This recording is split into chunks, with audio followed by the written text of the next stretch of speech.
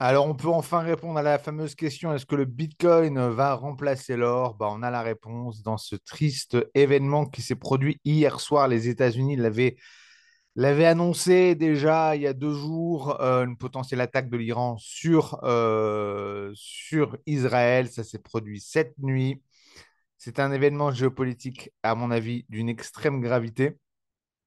On a d'autant plus le Qatar et le Koweït qui hébergent des bases américaines qui ont tout de suite prévenu les États-Unis qu'ils ne laisseraient pas les États-Unis utiliser ces bases pour mettre en place des ripostes contre l'Iran, ce qui est inquiétant parce que ça veut dire qu'on peut remettre en cause les alliés euh, historique des États-Unis. Donc, tout ceci est un événement géopolitique majeur. On va sûrement avoir une semaine de trading très difficile.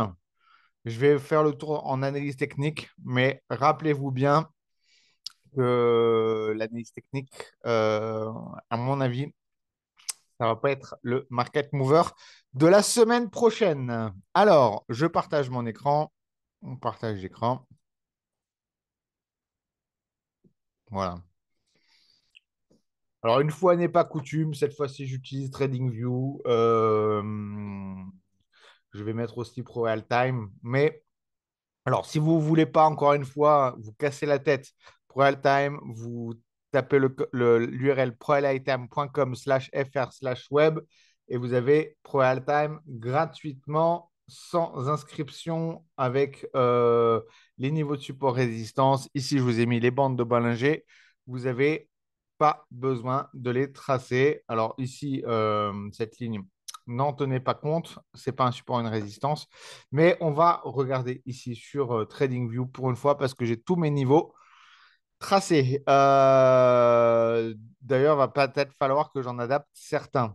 Certains, peut-être que je vais supprimer aussi. Bref, quoi qu'il en soit, grosse chute de l'euro-dollar vendredi notamment, enfin jeudi, vendredi, hein. Jeudi, même mercredi, jeudi, vendredi, suite, là, les 3 derniers jours, suite à l'annonce de hausse de l'inflation qui remet en doute et en question la possible baisse des taux.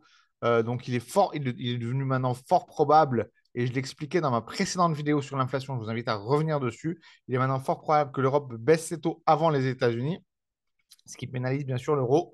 Néanmoins, et là, on a de la chance en termes d'analyse technique. Néanmoins, le marché s'est arrêté quand même sur une zone de support que j'avais tracée il y a longtemps. On s'est arrêté pile dessus, à un 0,640. Alors, ah bon, bien sûr, non, 0,623, 0,6. Bon, bien sûr, c'est une zone, hein. Plus on dézoome dans le temps, plus ça devient compliqué. Quoi qu'il en soit, ici, on est sur cette zone de support. On va voir où on va ouvrir. Bien sûr, le contexte géopolitique va fortement impacter, à mon avis, les cours de l'euro-dollar, plus que ces problématiques de taux. Quoi qu'il en soit, en théorie, mais je peux me tromper, un événement comme ça, c'est un événement qui va inquiéter les marchés, qui vont se tourner vers des valeurs refuges comme l'or. On va voir l'or, à mon avis, ça va être très important la semaine prochaine. Et le dollar. Le dollar aussi, qui est considéré comme une valeur refuge. Donc, on va voir, est-ce qu'on va rebondir sur ce support ou est-ce qu'on va le casser? Si on le casse, prochain stop, on pourrait dire un 0,5. Là, je ne l'ai pas tracé ici, le support, mais bon, si on casse ici, à mon avis, ça va être un 0,5. Je pourrais nettoyer un peu toutes mes résistances. Il y en a qui sont quand même moins importantes que d'autres maintenant. Euh, je pourrais aussi les reclasser différemment. À mon avis, il y en a qui méritent d'être moins importantes que d'autres. Bon, on va la laisser comme ça. On va la laisser comme ça et on verra bien. Je ne suis pas connecté. Ah si, je suis connecté. Ce qui est intéressant, c'est le Bitcoin. Alors, le Bitcoin, très intéressant parce que c'est le seul actif qui était ouvert et négociable au moment de l'annonce des attaques iraniennes sur Israël. Et on a vu le Bitcoin. Alors, c'est pour ça que je répondais tout à l'heure. Je pense que l'or va très largement profiter de cette conjoncture géopolitique. Le Bitcoin n'en a pas profité. Ça a été une chute vertigineuse. Combien de chutes? Presque 10% de baisse. C'est violent. On n'avait pas connu des baisses comme ça sur le Bitcoin depuis longtemps. C'est violent. N'empêche, encore une fois, on s'est arrêté sur le support. On a rebondi, on a fermé, on est allé toucher le support, mais on a remonté, on a retracé, on est allé rechercher ici le support, on a clôturé dessus et là on est reparti plus ou moins en hausse. Bon, bien sûr, il va falloir suivre toute la journée d'aujourd'hui ce qui va se passer d'un point de vue géopolitique. 99% des missiles qui ont été envoyés par l'Iran sur Israël ont été arrêtés, donc c'est quand même perçu comme une bonne nouvelle. C'est pas si dramatique que ça. Maintenant, c'est l'enchaînement de ce qui va se passer au niveau géopolitique dans la journée et dans les jours à venir qui va être décisif. En tout cas, c'est un échec pour le Bitcoin de jouer son rôle de valeur refuge. On le voit là. N'empêche que franchement, faites une impression d'écran. Le scénario technique est très, très propre. J'ai d'ailleurs partagé sur les réseaux sociaux et dans un groupe Facebook déjà le graphique. L'Ethereum, eh ben pareil, l'Ethereum, bon, bah, ça a chuté dans la continuité, j'ai envie de dire, du Bitcoin. On va pouvoir peut-être remettre le support plus ici. Comme ça coïncide avec ce point-là et avec le niveau de rebond. Ici, on va peut-être aussi, du coup, le rabaisser. Ouais, quoique non, le niveau est bon ici, je pense. Bon, bah voilà, là, on est reparti à la hausse. Ce niveau-là, bah, je vais le supprimer. Il n'a plus de raison d'être. Ce niveau-là, je vais le remonter un petit peu. C'est des zones, hein, donc j'aimerais bien que ça. Là, ça va être. Les 2800, c'est vraiment une zone importante. 2700, 2800. Bon, on va la tracer comme ça, à mi-chemin entre ce pic et ce pic. Hop là, voilà. Sachant qu'il faudra considérer quand même que c'est une zone et que ça englobe à la fois ce spike et ce spike. Euh, Pas grand-chose à dire pour les indices. Ils sont fermés, à mon avis, ça va fortement chambouler les indices à l'ouverture. Ici, pareil, on peut adapter un tout petit peu notre support ici, il sera mieux tracé. De toute façon, c'est des zones à chaque fois. Encore une fois, je le dis, j'insiste, mais c'est des zones. Euh, Bon, franchement, on va survoler l'analyse technique parce qu'à mon avis, ça va tellement chambouler la semaine prochaine. Ici, pareil, alors c'était intéressant hein, parce qu'ici, franchement, regardez, toute la semaine, on a zigzagué entre le support et la résistance hein, pendant toute la semaine. Donc, on va garder ces niveaux-là, mais je vais pas, je vais switcher sur le Dow Jones, je vais switcher sur TradingView. On est très baissier sur le Dow Jones. Est-ce que j'ai des niveaux là? On est très baissier. Pareil, ça, ce niveau, je vais le remonter euh, potentiellement ici, je pense. Voilà, tac. Bon. D'ailleurs, je vais lui donner plus d'importance. Il est plus gras, celui-là. Et du coup, je vais le remonter aussi. Et je vais lui donner moins d'importance. Et je verrouille tout. Moi, j'ai pas changé les couleurs ni rien. Ça fait longtemps que j'ai pas utilisé TradingView. C'est juste pour reprendre un peu les anciens niveaux que j'avais. Le CAC aussi, on a eu une semaine de fou, mais on n'est pas allé casser les 8000 points. Mais quand même, semaine de fou. Là, pareil, peut-être que ce support, je vais pouvoir le tracer mieux ici, en gras d'ailleurs. Et j'irai le tracer plutôt ici. Voilà.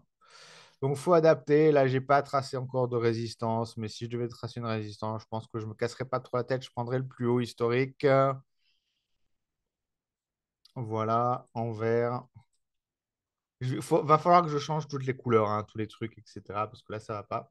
Ça fait un moment que je suis pas venu sur TradingView. Euh...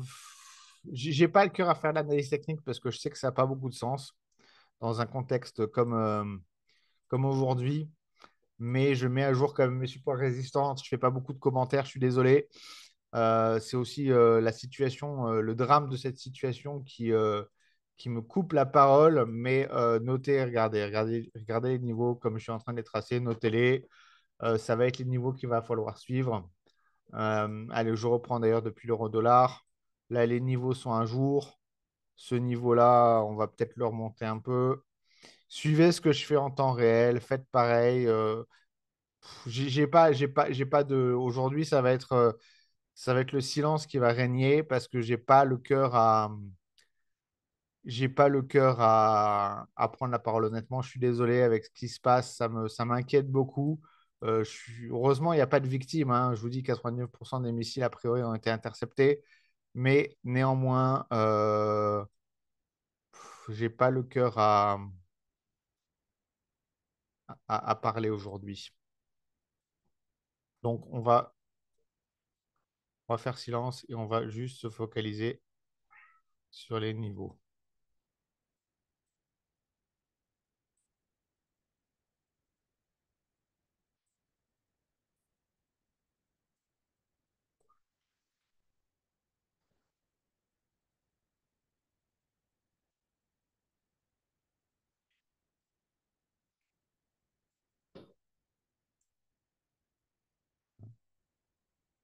Ça me semble correct. Bitcoin, touche pas. Ça me semble correct aussi. Oui, mon loulou. Ethereum, on va pas toucher. Et si on va... Alors, si on va juste changer les couleurs quand même. Défonce pas mon siège, mon loulou. Ouais. Oh, tremblement de terre là. Arrête, arrête, arrête. Voilà, là, on va changer les couleurs. Non, ça veut dire ça reste un support. Ici, on va changer la couleur aussi. On va sauvegarder. Ici, les couleurs sont bonnes. Ici, c'est bon. Ici, bien sûr, tout a changé. Hop. Les supports deviennent résistants, hein, c'est typique.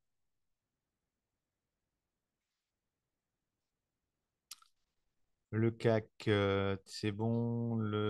Ça, c'est bon. Ça, on est bon. L'Eurostox. Alors ça, je vais lui donner une importance moindre. Mais je vais en tracer un autre là. Une importance plus importante.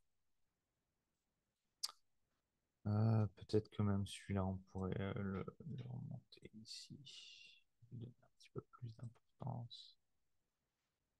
Voilà, alors, ouais, alors, ça fait longtemps que j'ai pas regardé mon graphique sur l'or, donc là, voilà, on va tracer ça là, ici, on va le mettre en vert, en 4, ça va être majeur, ça devient un support, bien sûr, mais on en est très loin. Je pourrais tracer un support ici aussi, et un autre support ici aussi. 3.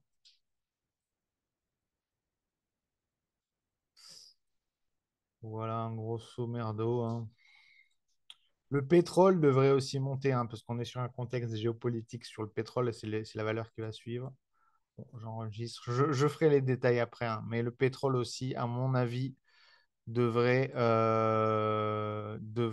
profiter. Enfin, profiter, c'est terrible à dire, mais on ne peut pas parler de profit, mais le pétrole devrait être à la hausse aussi, à mon avis, et les 86, ce niveau-là, à mon avis, il va sauter, hein. Encore une fois, trader avec prudence. On arrive à la fin de cette vidéo. Une vidéo, je ne veux pas être alarmant, mais préoccupante quand même d'un point de vue géopolitique avec tout ce qui se passe. Donc soyez prudents. euh, Soyez prudents en trading. Vos investissements long terme aussi, protégez-les. Et bon courage à tous.